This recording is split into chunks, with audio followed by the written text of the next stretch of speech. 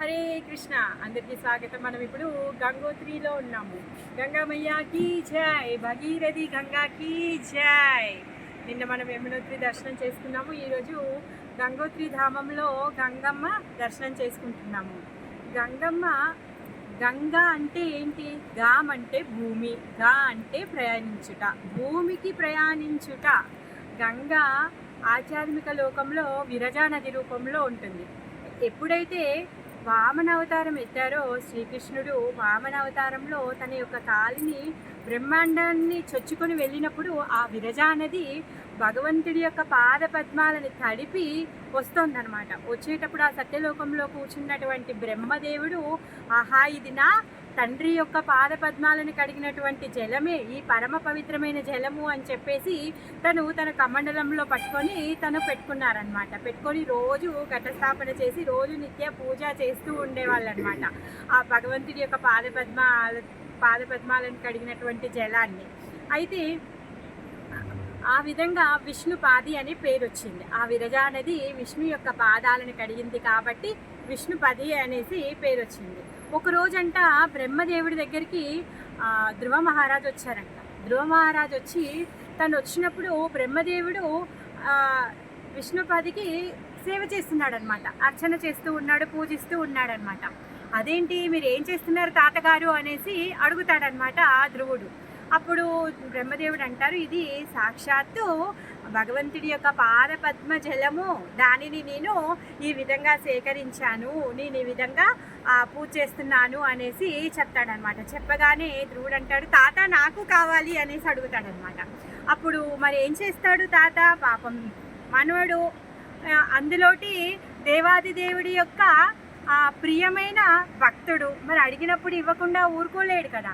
ఆ విధంగా తను ధ్రువుడికి కూడా కొంత భాగాన్ని ఇస్తాడనమాట. ధ్రువుడు ఆ జలాన్ని తీసుకొని వెళ్ళి ధ్రువలోకంలో పెట్టుకొని తను కూడా పూజ అర్చనలు చేస్తూ ఉంటారు. అయితే ఒకరోజు ధ్రువలోకానికి మిగిలిన దేవతలందరూ వచ్చారనమాట.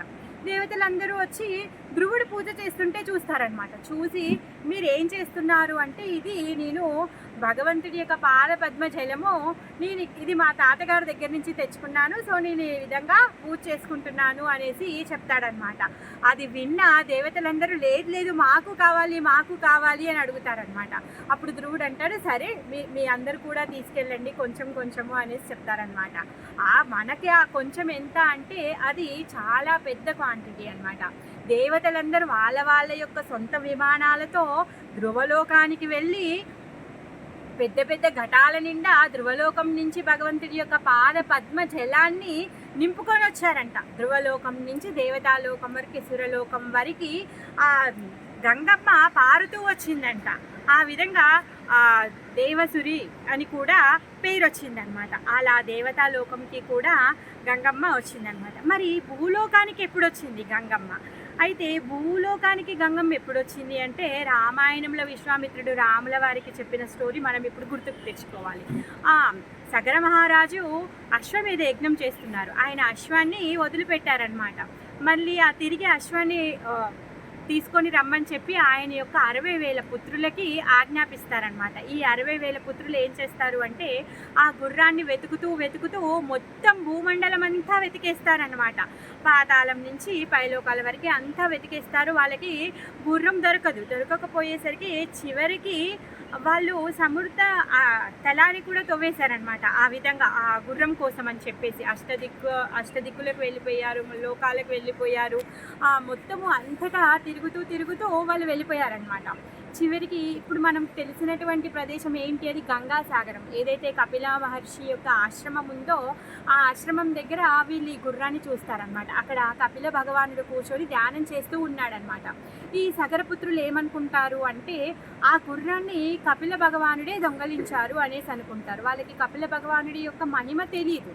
ఆ విధంగా వాళ్ళు గుర్రాన్ని దొంగలించాడు, ఆయనే ఆపి పెట్టుకున్నారు అని చెప్పేసి వాళ్ళు అనుకొని కపిల భగవాన్కి కటు వచనాలతో, అపరాధపూర్వకమైన వచనాలతో వాళ్ళు మాట్లాడతారనమాట. మాట్లాడడంతో వాళ్ళ యొక్క అపరాధానికి, వాళ్ళు చేసినటువంటి అపరాధానికి వాళ్ళే బూడిదైపోతారనమాట. 60,000 మంది సగరపుత్రులు బూడిదైపోతే ఆ బూడిదంట గొప్ప గొప్ప రాసులుగా గుట్టలుగా ఏర్పడిందంట.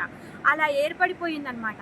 ఎన్ని రోజులైనా సగరపుత్రులు తిరిగి రాకపోయేసరికి సగర మహారాజు తన మనవడైనటువంటి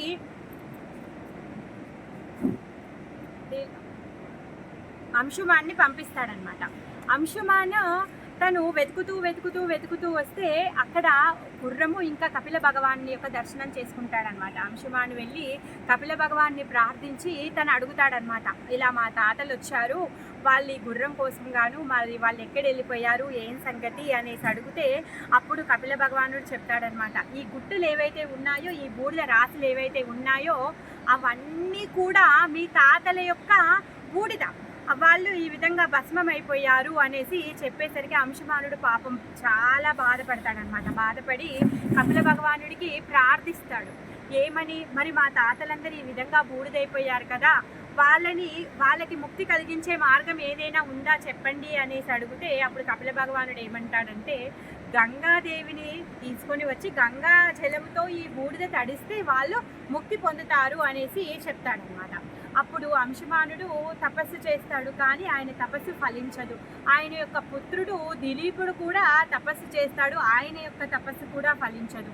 ఆయన యొక్క పుత్రుడు భగీరథుడు తపస్సు చేస్తాడు, ఆయన తపస్సు ఫలించి గంగమ్మ ప్రత్యక్షమై నీకేమి కావాలి అనేసి అడుగుతుందన్నమాట. అప్పుడు భగీరథుడు అంటాడనమాట, ఇది నేను చేసే ఒక్కరోజు తపస్సు కాదమ్మా, 4 తరాల నుంచి మీకోసం తపస్సు చేస్తున్నావు, ఇప్పుడు మీ యొక్క కరుణ మాకు లభించింది, ఈ విధంగా మా తాతల యొక్క బూడిద రాసులున్నాయి, మీరు వచ్చి కొంచెం తడిపితే వాళ్ళు ఉద్ధరింపబడతారు, ఇది నా యొక్క ప్రార్థన అని చెప్పేసి భగీరథుడు ప్రార్థిస్తాడనమాట. అప్పుడు గంగమ్మ అంటుంది, సరే నీ యొక్క కోరిక మేరకు నేను వస్తాను, నువ్వు చెప్పినట్టుగానే నేను చేస్తాను అని చెప్తుంది అనమాట.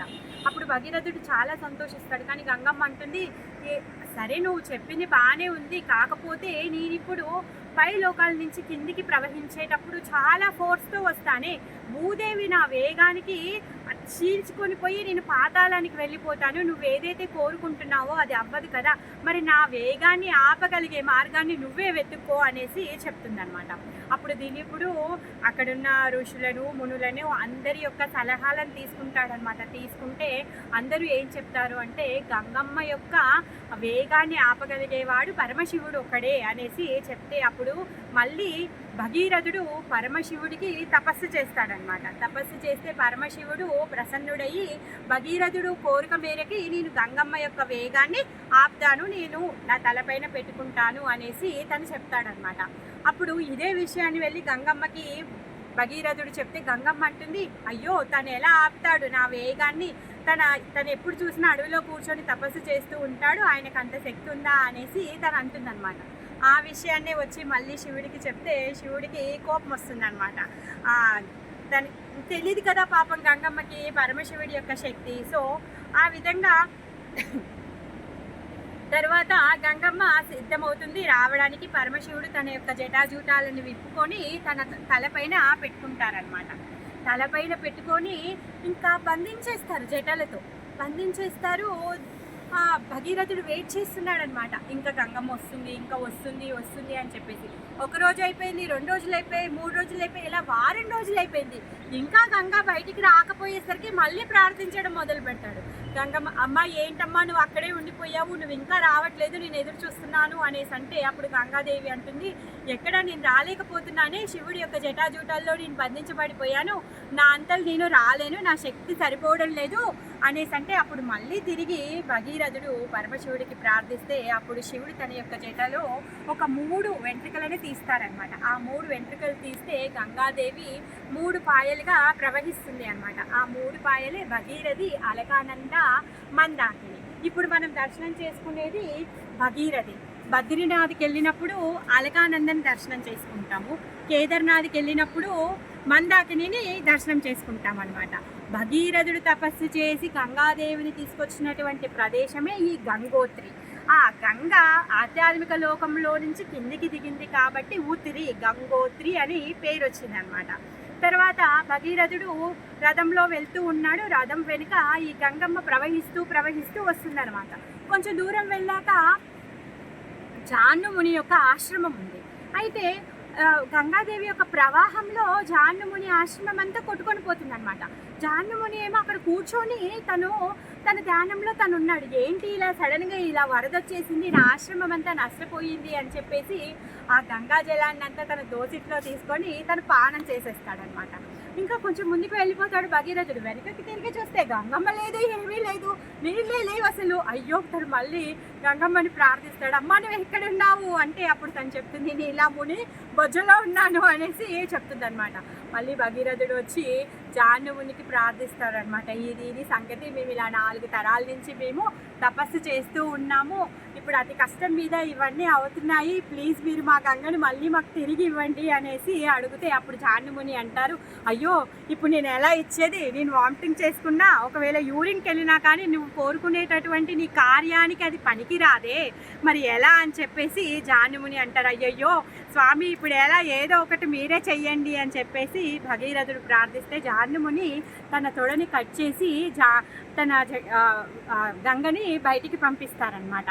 ఆ విధంగా గంగా అమ్మకి తర్వాత జాహ్నవి అని పేరు వచ్చిందనమాట.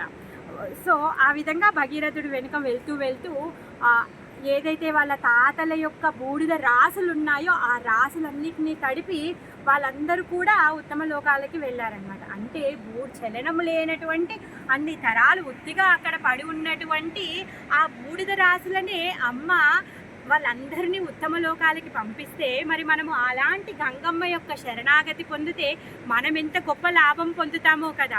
అందుకే భగవంతుడి యొక్క పాద పద్మాలని పరమశివుడు ఏం చేస్తున్నాడు అంటే ఆయన తలపైన పెట్టుకొని గౌరవిస్తున్నాడు, ఆ తల మీద పెట్టుకొని ఆమెకి గౌరవాన్ని ఇస్తున్నాడు అనమాట. అలాంటి పరమ పవిత్రమైనటువంటి గంగమ్మ వడిలో మనం ఉన్నాము. గంగమ్మ యొక్క కృప మీ అందరికీ దొరకాలి అని, మా అందరికీ దొరకాలి అని చెప్పేసి సెలవు తీసుకుంటున్నారు. మీ అందరినీ కూడా గంగోత్రి ధామానికి స్వాగతం చెప్తున్నాను. హరే కృష్ణ.